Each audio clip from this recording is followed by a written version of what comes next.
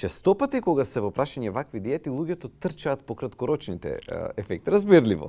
Лето доаѓа или како и да се други, или нетрпеливи сме. И тоа е се во ред, разбирливо е, човечки е. Меѓутоа, тука има еден голем извичник кој што се однесува на долгорочните ефекти. Така, например, постојат начини на исхрана кои што во моментот ќе дадат ослабување, ќе дадат да се намали телесната тежина и сето тоа, меѓутоа на долг рок, ако ги спроведуваме, ризиците се умножуваат само за неколку месеци.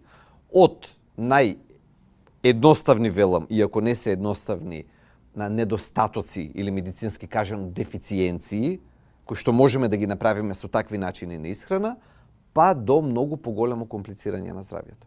Например, на Балканот во моментов е еден тренд интересен, кој што се наметна како резултат на тоа што го популаризира Илон Маск, Кардашијан во своето шоу, се зема лек кој што се дава на диабетичари, поточно се боцка за да се ослаби, но се занемаруваат контраефектите и од друга страна се занемарува фактот дека исто така им наштетуваме на тие на кои што навистина им требаат тие лекови. Така е, а тоа во медицината има и термин кој што се однесува, така наречено off-label или не пропишана дејност според која што треба, односно не треба да се земе тој лек.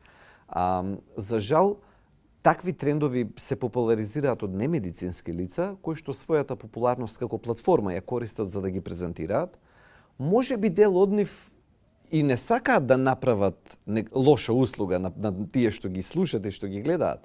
Меѓутоа, за жал, ефектите се тоа. Значи, дури човек и кога мисли дека добронамерно сака да сподели, за жал, ако не е стручно лице, не може да ги знае вистинските последици на својот совет. И од тука треба голема предострожност и кај самата јавност по однос на тоа дали од Кардашијан или од било кој друг, да речеме, без никакво подценување, да не се разбереме погрешно.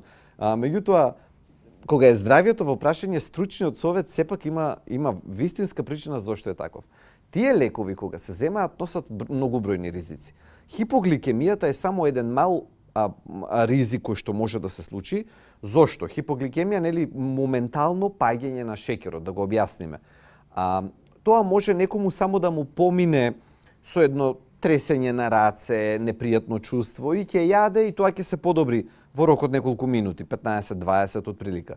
Но, кај други луѓе, хипогликемијата може да направи многу подраматичен развој на настаните. Од губење на свеста до, нели, да припадне човек, вака народно кажано, но тоа да се случи во момент на возење кола.